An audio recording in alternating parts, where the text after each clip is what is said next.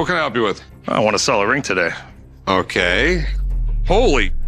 Got the mother of all Super Bowl rings. Every deal at the gold and silver pawn shop is a gamble, but some are like going all in on the final hand of the World Series of Poker.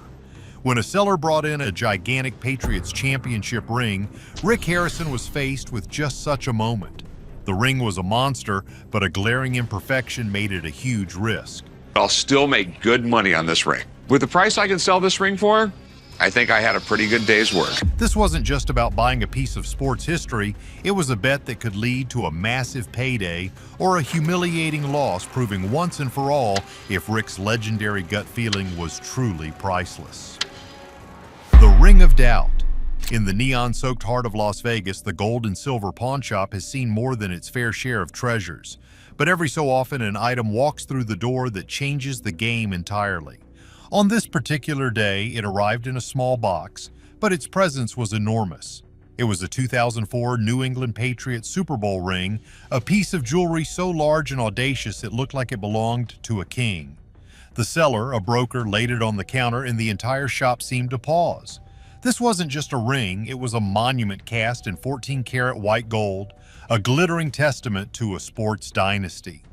It's from Super Bowl 39. It's when they beat the Eagles, and they went back-to-back, like it says on the side of the ring. That was a close game. I mean, I know it came right down to the wire. It was like a 3-point game. Yeah, it was real close. You see, this ring commemorated Super Bowl 39, where the Patriots clinched a back-to-back championship victory over the Philadelphia Eagles in a nail-biting game that ended 24-21. The ring itself was a masterpiece of excess. What many overlooked is that at the time it was the heaviest and most expensive Super Bowl ring ever created.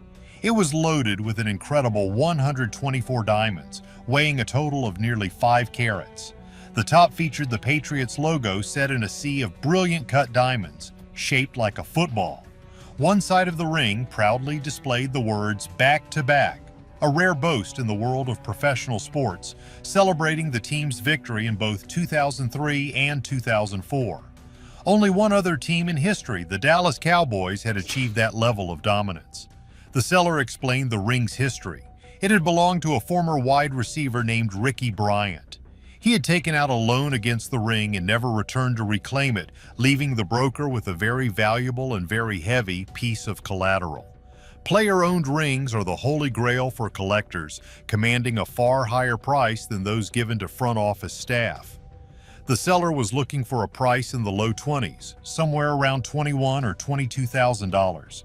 So how much were you looking to get out of it? I was in the mid to low 20s. For a piece of this magnitude, the price seemed fair, but Rick Harrison, a man whose fortune was built on skepticism, saw a problem immediately. To put it mildly, Rick is a nut for championship rings. It's a well-known fact that he has a habit of buying them and rarely selling them, much to the annoyance of his son Corey and the old man. His personal collection is legendary, and he knows these rings inside and out. As he examined the Patriots ring, everything looked perfect. The weight was right, the diamonds were flawless, and the craftsmanship was superb. But then he looked inside the band. The thing nobody tells you is that the maker's mark is often the first and most important sign of authenticity. Stamped inside should have been the crisp machine-engraved logo of Jostens, the company famous for manufacturing most official Super Bowl rings. Instead, the mark looked sloppy, as if it had been engraved by hand. This is precision machine engraving inside of it. Every Super Bowl ring I've ever had that was made by Jostens is engraved like that. It was a glaring red flag. In a world of high-end counterfeits, a hand-engraved manufacturer's mark on a piece worth tens of thousands of dollars is almost always a sign of a fake. The seller was confident, but Rick's gut was screaming that something was wrong. This was the dilemma, a perfect ring with one fatal flaw. He had a choice to make. He could pass on the deal, playing it safe and avoiding a potential $20,000 mistake, or he could take a massive risk, betting that there was more to this story than met the eye. He looked at the ring again, the sheer power and history it represented. The risk was huge, but the potential reward was even bigger. He knew he couldn't make a decision based on a gut feeling alone. He had to call in an expert. But getting an expert meant revealing his hand, and it could all backfire spectacularly. The $1 million mark. The air in the pawn shop grew thick with tension. Rick Harrison had a potential treasure on his hands, but the strange hand-etched manufacturer's mark was a puzzle he couldn't solve. When you're dealing with an item that could be worth as much as a new car, you don't guess. You call for backup. He brought in his go-to guy for sports memorabilia, Jeremy, an expert whose knowledge could make or break this entire deal. Jeremy's arrival immediately changed the dynamic. He approached the counter with a quiet confidence, his eyes lighting up the moment he saw the ring. He knew exactly what he was looking at. Super Bowl 39, the pinnacle of the Patriots dynasty. Jeremy picked up the ring, feeling its substantial weight in his palm. He immediately confirmed the details the seller had provided. He noted it was cast in 14-karat white gold and pointed out the 3 out of 4 inscription, signifying one of the most remarkable runs in football history. He also confirmed that the ring had indeed belonged to a player, Ricky Bryant, who was on the practice squad for most of that season. What many people don't realize is that even practice squad players are considered part of the team and often receive these incredibly valuable rings. This was a crucial detail, as a player ring is always the most sought after. But Rick cut straight to the chase, pointing out the one detail that had been bothering him: the Jostens mark. He showed Jeremy the sloppy, hand-engraved signature and compared it to the clean, machine-engraved mark on his own Patriots ring from a different year. Jeremy examined the mark closely with a jeweler's loupe. The seller shifted his weight, a bead of sweat forming on his brow. The entire deal, and a potential $20,000 payday, rested on what Jeremy said next. After a long, dramatic pause, Jeremy looked up and smiled. He explained the most shocking fact of all. For the 2004 Super Bowl, the Patriots had commissioned a ring so enormous, so packed with gold and diamonds, that it was physically too large to fit inside Jostens' standard engraving machine. The company had to resort to a different method. Each and every one of these monster rings had to be individually laser engraved by hand, resulting in a mark that looked completely different from any other Super Bowl ring they had ever produced. The flaw wasn't a flaw at all. It was the ultimate proof of authenticity. It was the one unique characteristic that a counterfeiter would never know to replicate. Rick's risk, his decision to pause and investigate instead of immediately dismissing the ring, had just paid off in a huge way. With the ring now 100% authenticated, only one question remained: what was it worth? Jeremy didn't hesitate. Given its connection to a legendary team, its player-owned status, and its sheer material value, he estimated its retail value to be between $30,000 and $40,000, $1,000 and $35,000. The seller's asking price of $22,000 was suddenly looking very reasonable. Super Bowl rings from players such as this sell from about $30,000 to $35,000. Nice. Thanks, man. You're Hey, the you best. bet. Jeremy's verdict had transformed the deal from a risky gamble into a golden opportunity. Now all Rick had to do was win the negotiation, the $20,000 gamble. With the ring's authenticity confirmed, the atmosphere in the shop shifted from suspense to strategy. The seller, now armed with an expert valuation of over $30,000, stood with renewed confidence. His initial asking price of $22,000 no longer seemed high, it seemed like a bargain. Rick Harrison, however, is a master of the art of the deal. He knew the ring was a winner, but the goal is never to pay retail. The goal is to make a profit, and the bigger the better. You see, the real game was just beginning. Rick opened the negotiation with a lowball offer that was almost insulting: $18,000. The seller immediately balked. Rick launched into his classic pawn shop reasoning. He talked about the weak economy, the uncertainty of the luxury market, and the risk he was taking. The thing nobody tells you is that even with an expert's appraisal, there's no guarantee of a quick sale. Rick explained that he might have to sit on the ring for 2 or even 3 years before the right buyer came along. That's a long time to have a large sum of cash tied up in a single item. Every dollar sitting in the display case is a dollar that isn't out on the street making more money through pawn loans. The seller countered, pushing for $21,000. He reminded Rick that he didn't have another ring like this one in his showcase. It was a unique, top-tier piece that would attract serious collectors. This back and forth is the core of every Pawn Stars negotiation, a dance of numbers, psychology, and justifications. Rick held firm for a moment, then made his next move. "I'll give you 20 grand," he said, "cash, $100 bills right now." The immediate allure of a thick stack of cash is a powerful tool. It makes the value real and tangible. But the seller didn't bite. He stuck to his number, $21,000.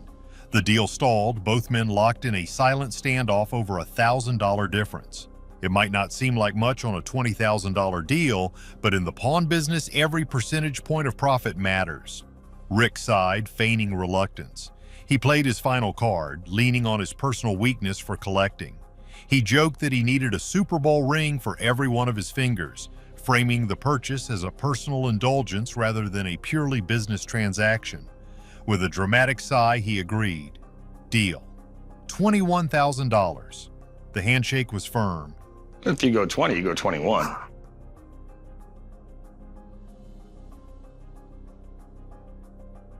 Just because I need a Super Bowl ring for every one of my fingers.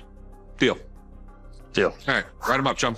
The seller walked out with a huge smile and a pocket full of cash. Rick was now the proud owner of one of the most impressive Super Bowl rings ever made.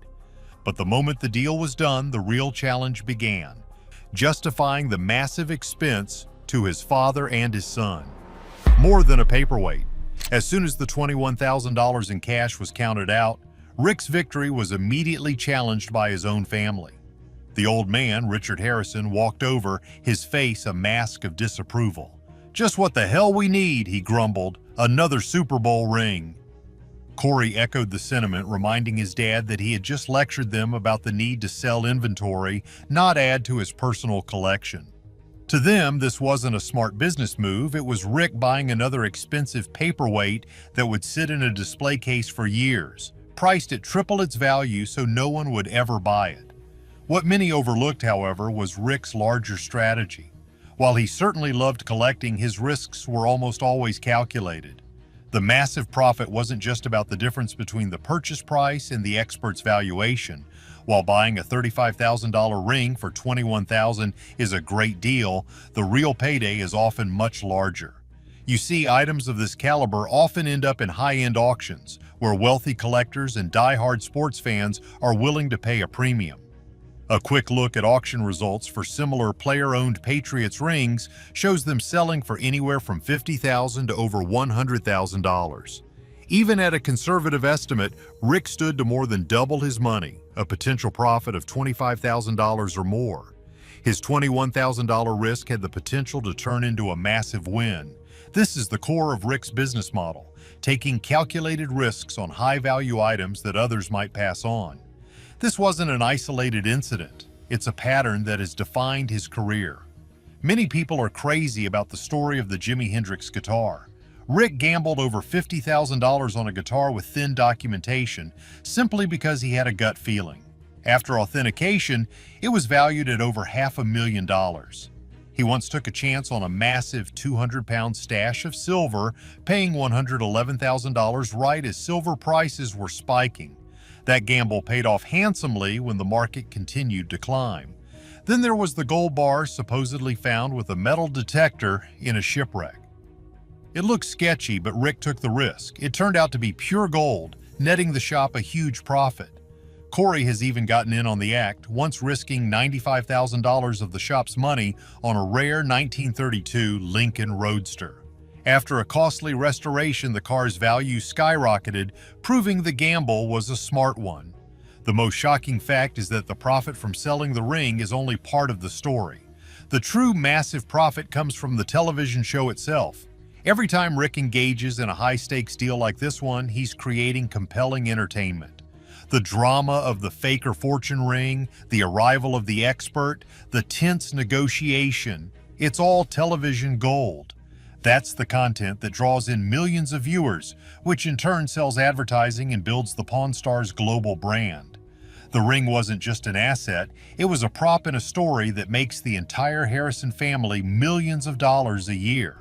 Is Rick Harrison a brilliant historian and negotiator, or just the star of a show where every risk is backed by TV money? Let us know your thoughts. Don't forget to like and subscribe.